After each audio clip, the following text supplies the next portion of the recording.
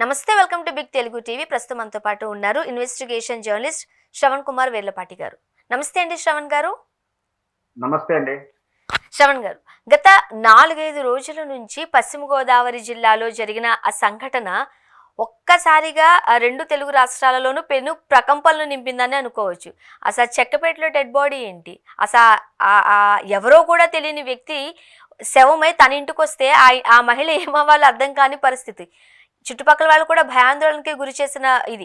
So ఎట్టకేలకు శ్రీధర్ వర్మ అనే ఒక వ్యక్తి ఇదంతా చాలా పెద్ద స్కెచ్ వేసి రెండో భార్య మూడో భార్యను కూడా ఇన్వాల్వ్ చేసి ఇదంతా పక్కా ప్లాన్ ప్రకారం ఆస్తి కోసమే చేశారు అంటూ రివీల్ అయింది. పోలీసులు క్లియర్గా చెప్తున్నారు. ఏంటంటారు, ఏం జరిగింది అసలు కథ? ఇదంతా కూడా ఈ ఈ టెక్నాలజీ టైంలో జరగాల్సినటువంటి విధానం అయితే కాదు. ఖచ్చితంగా ఇది 1970-80 దశకంలో జరిగేటువంటి టెక్నిక్. అంటే ఆనాటి క్రైమ్ థియరీ ఇలా ఉండేవి. ఒక నవలటిక్ డ్రామాలు, క్రిమినల్స్ ఇట్లాంటి వ్యవహారాలు చేస్తుంటారు. అంటే ఒక రకంగా షార్టిస్ట్ నవల్స్ అని కూడా చెప్పొచ్చు. దాంతో ఒక మెలో డ్రామా క్రియేట్ చేయడానికి చేసేటువంటి క్రిమినల్ సైకాలజీలో భాగం. అంటే వీళ్ళు ఏం చేస్తారంటే ఆ క్రైమ్ని కూడా వాళ్ళు ఎంజాయ్ చేసుకుంటారు. దానికి ఒక ప్లాన్ ప్రకారం ఒక హిడెన్ సస్పెన్స్ పెడుతూ దాంతో ఒక మెలో డ్రామా, అందుకే అంటున్నాను నవలెట్రిక్ అంటే ఒక కథలా నడిపిస్తానికి ఇష్టపడతారు. ఇట్లాంటి సహజంగా హాలీవుడ్ సినిమాల్లో కాకుండా నిజ సంఘటనలు చాలా విదేశాల్లో జరుగుతుంటాయి. మన దేశంలో జరిగే సంఘటనలు కావు. పార్సల్తో మర్డర్ కేసు రావడం అంటే చాలా ఆశ్చర్యంగానే ఉంది. ఇండియాలో ఈ మధ్యకాలంలో ఎక్కడ జరగలేదు ఎప్పుడు కూడా. ఇది కూడా ఏంటంటే ఇంత టెక్నాలజీ పెరిగిన దాంట్లో పార్సల్ వచ్చిందంటే దాంట్లో ఇన్వాడు, అవుట్వాడు, పోస్టు, నెంబర్లు అన్నీ ఉంటాయి. వాస్తవానికి అంత తెలియకుండా చేసిండు, ఎందుకు చేశాడు, ఏం చేశాడు ప్లాన్ ప్రకారం అనేది ఆశ్చర్యానికి గురి చేసింది. వాస్తవానికి రాగానే అసలు డెడ్ బాడీ రావడం అనేది ఒక షాక్. ఈ రోజుల్లో మనం చూస్తే ఉన్నాం, ఈ మధ్యకాలం కొరియర్ పేరు మీదనో ఆ పేరు మీదనో సైబర్ క్రైమ్ జరగడం చూస్తున్నాం. మీకు ఆ పోస్ట్ వచ్చిందండి, మీకు ఈ లెటర్ వచ్చిందండి, మీకు ఆ డ్రా అయిందండి, ఇట్లాంటి క్రైమ్ విని మనకు ఒక్కసారిగా పార్సల్లో బాంబ్ అనేసరికి, పార్సల్లో శవం అనేసరికి ఒక్కసారిగా భయం అయిపోయింది. సో ఇది నిజంగా కూడా నాకు కూడా ఇంట్రెస్ట్ పుట్టింది. అసలు ఏంటి భలే గమ్మత్తుగా ఉందని కూడా చదువుకున్నాను. సో ఇన్వెస్టిగేషన్ చేస్తా ఉంటే అసలు విషయం నేరస్తుడు దొరికాడు. పోలీసులు ఇన్వెస్టిగేషన్ లో చేజ్అవుట్ చేశారు. శ్రీధర్ వర్మ అనేటువంటి ఒక వ్యక్తి చేసినటువంటి ఆస్తి కోసం చేసినటువంటి డ్రామా దానికి స్పష్టంగా అర్థమవుతుంది. ఎందుకంటే అక్కడ నిందితుల ఏదైతే పార్సల్ వచ్చి రిసీవ్ చేసుకున్నటువంటి ఆ మహిళ, తులసేని మహిళ, గత కాలం నుంచి ఆమె సామాజిక వర్గమైనటువంటి క్షత్రియుల దగ్గర గృహ నిర్మాణానికి ఏదో ఫండ్ రేజింగ్ అడిగింది. వాళ్ళు పంపిస్తా ఉన్నారు ఒకటి విధానంగా. అంటే ఇంకొంత డబ్బు, ఒక మెటీరియల్, సిమెంట్, రాయో ఏదో పంపిస్తా ఉన్నారు. అందులో భాగంగా వచ్చింది. అంటే ఇంటి మెటీరియల్ వచ్చిందని ఆమెకు తీరా ఓపెన్ చేసి చూస్తే ఏముంది, దాంట్లో ఒక శవం ఉంది. అంటే ఇక్కడ పోలీసులకు అందిన సమాచారం ప్రకారం ఏముంది, ఈమె తరచూ కొరియర్స్ వస్తున్నాయి, అలాంటి కొరియర్లోనే ఒక శవం పంపించారంటే ఈమెకు కావలసినటువంటి అత్యంత సన్నిహితులు, ఈమెకు తెలిసిన వాళ్ళే అనేది క్లారిటీ వచ్చేస్తుంది అక్కడ. సో అక్కడి నుంచి ప్రారంభమైంది ఇన్వెస్టిగేషన్ పాయింట్ ఆఫ్ వ్యూ. అంటే మేమంటే ఇన్వెస్టిగేషన్ అంటే ఏంటి అంటే ఇక్కడి నుంచి ప్రారంభం అవుతుంది. ఎక్కడ మనం మిస్టేక్ చేస్తానో అక్కడి నుంచే ప్రారంభం అవుతుంది. ఎక్కడ క్లూ దొరుకుతుందో అక్కడి నుంచే ప్రారంభం అవుతుంది ఇన్వెస్టిగేషన్. ఇది క్రైమ్ చేసేవాడు ఈ విషయం మర్చిపోతారు, లేదా ఎవరికి తెలియదు, తనకు తాను తెలివిగా అనుకుంటారు.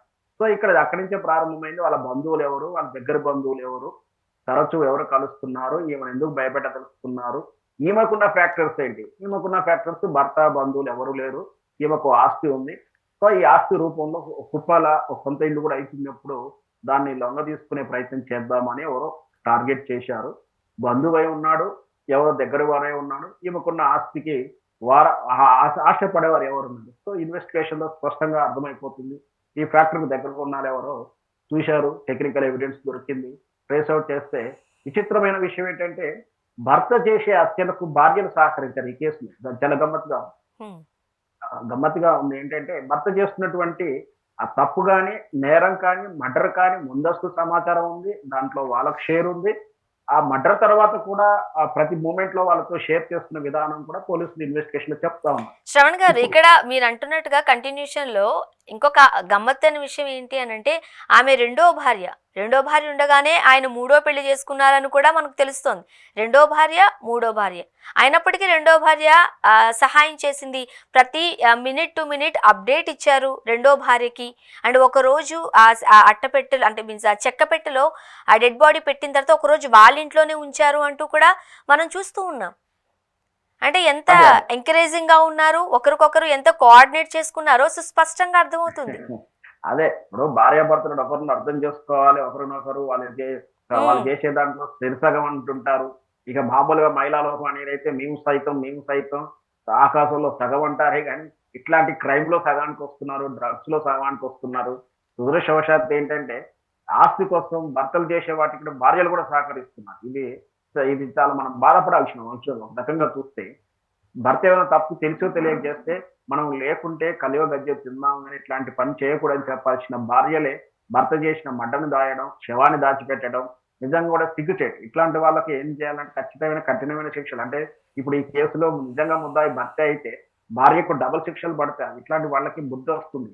లేకపోతే ఆ భర ఇంకా అంటే పురిగొలుపుతా ఉంటే హత్యలు జరుగుతా ఉంటే సమాజం ఎటుపోతుంది, కుటుంబ విలువలు ఉడిపోయి. మీరు అన్నట్టు ఒక ఒక భార్య ఉండేదే ఈ రోజుల్లో పెళ్ళి అవ్వడం చాలా కష్టంగా ఉంది. పురుష సమాజం బాధపడుతున్నా. అట్లాంటిది ఆయన రెండో భార్య, మూడో భార్య, ఈ భార్యలంతా కలిసి క్రైమ్ లోకి ఇన్వాల్వ్మెంట్ ఇట్లాంటి కుటుంబంతో సమాజానికి ఏం ఉపయోగపడుతుంది వాస్తవాన్ని ఆలోచిస్తే.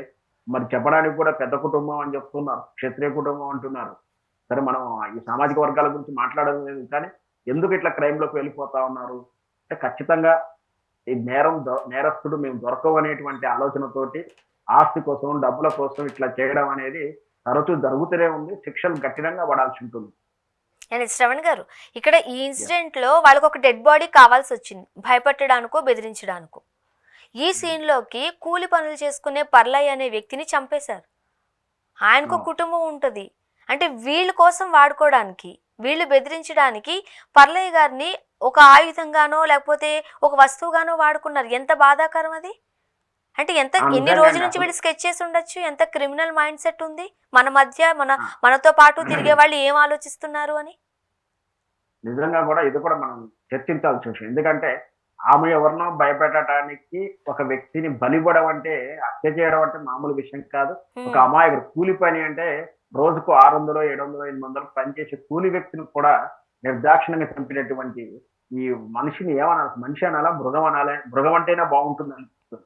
అనవసరంగా వామనేదో ఎంత ఆస్తి అండి, మా అంటే 10 లక్షలు 20 లక్షలు ఉంటుంది, అంతకన్నా ఎక్కువ ఏమి ఉండదు. ఎందుకంటే గ్రామీణ స్థాయిలో చూసుకున్నా మన మెట్రోపాలిటన్ సిటీ ఏం కాదు కదా.